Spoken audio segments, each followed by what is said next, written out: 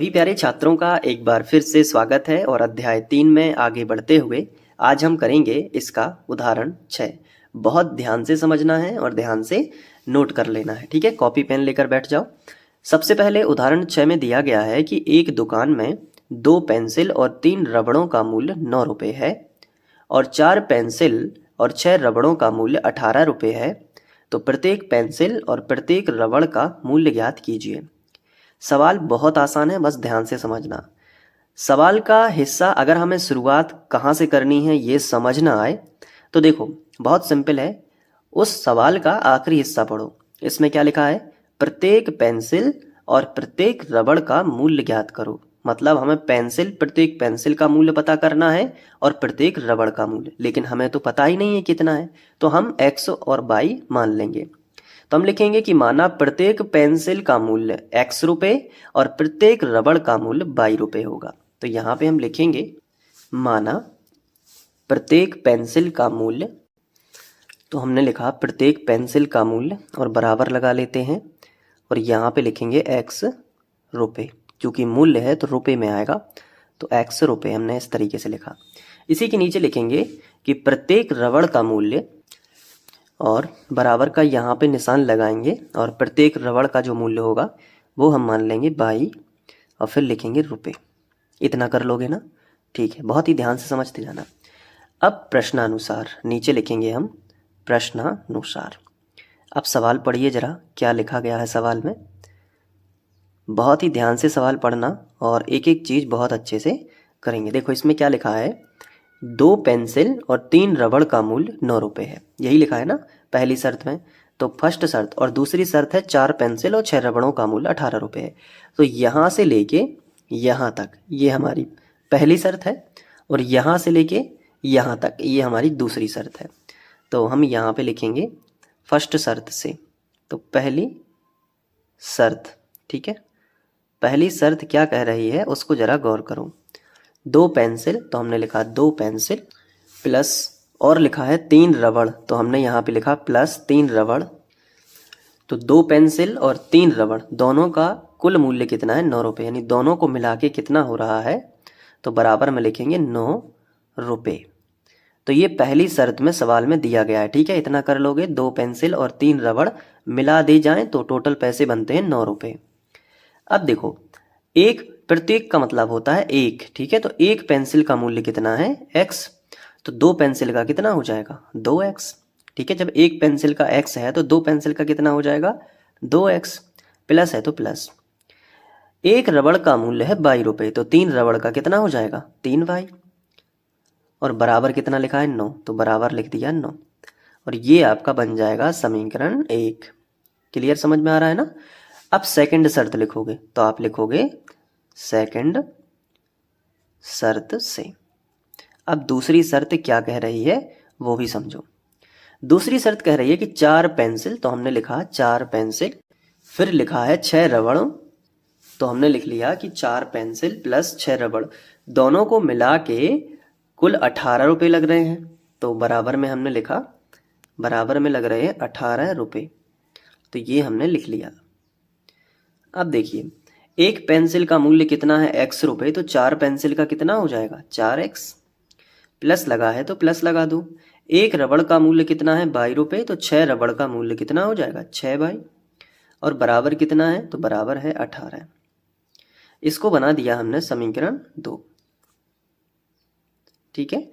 अब समीकरण 1 व 2 को करेंगे प्रतिस्थापन विधि से हल। तो प्रतिस्थापन विधि से कैसे करेंगे? तो सबसे पहले हेडिंग डालेंगे प्रतिस्थापन विधि। तो हेडिंग डाल दी प्रतिस्थापन विधि। अब दोनों समीकरणों को यहाँ पे लिख लेते हैं। ये है पहला समीकरण और ये है दूसरा समीकरण। अब प्रतिस्थापन विधि में क्या करते हैं बहुत ही ध्यान से समझना। प्रतिस्थापन विधि में हम समीकरण 1 से स्टार्टिंग करते हैं और समीकरण 3 बनाते हैं।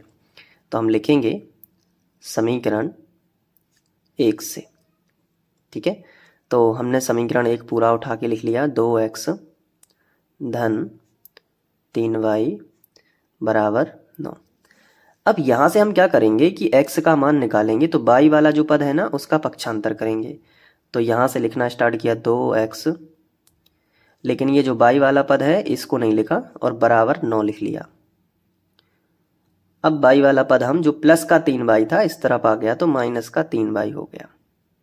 समझ पा रहे हो ना? अब चूंकि हमें समीकरण 3 तब तक नहीं बनाना है जब तक x अकेला ना हो जाए। अभी 2 है ना साथ में, तो गुणा वाली संख्या कहाँ आ जाएगी? बटे में। तो x बराबर आ जाएगा 9 माइनस 3y और बटे में कितना आ जाएगा? 2 आ जाएगा। और इसे हम बना देंगे समीकरण 3। क्लियर है ना? अब जो x का मान है वो हम समीकरण 2 में रखते हैं। प्रतिस्थापन विधि में क्या है कि समीकरण 1 से समीकरण 3 बनाओ, जिसमें जो भी x का मान आएगा वो समीकरण 2 में रखो। तो अब हम लिखेंगे कि x का जो मान आया है इतना पूरा, तो x का मान समीकरण 2 में रखने पर, समीकरण 2 में रखने पर, चलिए समीकरण 2 क्या है? 4, तो 4 लिख लिया। लेकिन जो x लिखा है ना, तो x की जगह पे ये पूरा मान क्या है? 9 माइनस 3y और बटे कितना आ जाएगा? ये 2 आ जाएगा। कोष्टक लगा दिया, प्लस 6y, तो लिखा प्लस 6y और बराबर कितना है? 18 है, तो बराबर में लिख लिया 18 है। आगे बढ़ते हैं। ये देखो 2 से 4 कैंसिल हो रहा है तो काट दो, 2 दूनी 4, 2 बार में हुआ। तो अब ये जो 2 है आगे लिखा जाएगा और कोष्टक में रहेगा क्या? 9 माइनस 3y, कोष्टक बंद, और प्लस क्या रहेगा? 6y और बराबर कितना रहेगा? 18। अब देखो 2 का गुणा इस 9 में भी होगा और 2 का गुणा इस 3y में भी होगा, तो 2 इनाम 18। माइनस है तो माइनस 3 दूनी 6y और प्लस 6y और बराबर कितना आएगा? 18। अब यहाँ पे हम देख पा रहे हैं कि 6y से 6y कट रहा है तो काट दो, तो आगे मिलेगा 18 बराबर 18। अब इसका क्या मतलब है? जब भी कोई संख्या के बराबर कोई संख्या आ जाए और मेन जो पद था y वो कट गया है, इसका मतलब है कि इसके अपरिमित रूप से अनेक हल हैं। अब यहाँ पे कटा कौन है? y। तो हम जो चीज कटती है हम लिखेंगे कि अतः यह कथन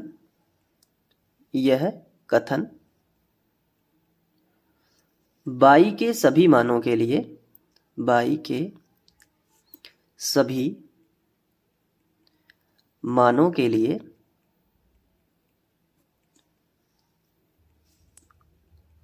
सत्य है। जो चीज कटेगी उसी के मानों के लिए लिख देंगे सत्य है। ठीक है? अब क्यों है सत्य? क्योंकि हमें y का कोई भी मान प्राप्त नहीं हुआ है।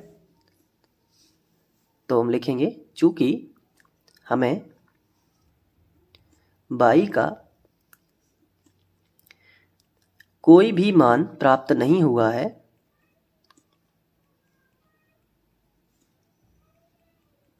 प्राप्त नहीं हुआ है,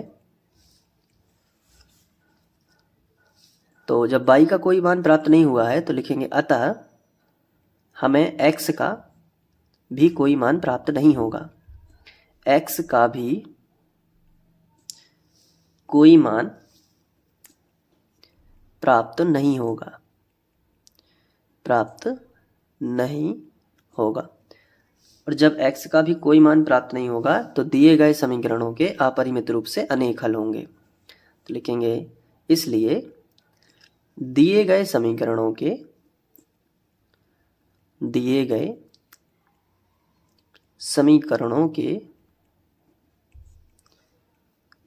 अपरिमित रूप से अनेक हल होंगे, अनेक हल होंगे। ठीक है? तो ये भाषा आप एंड में लिख दोगे तो आपका एक भी नंबर नहीं कटेगा। तो आप इसको अच्छे से नोट कर लो, मैं यहाँ से दिखा देता हूँ।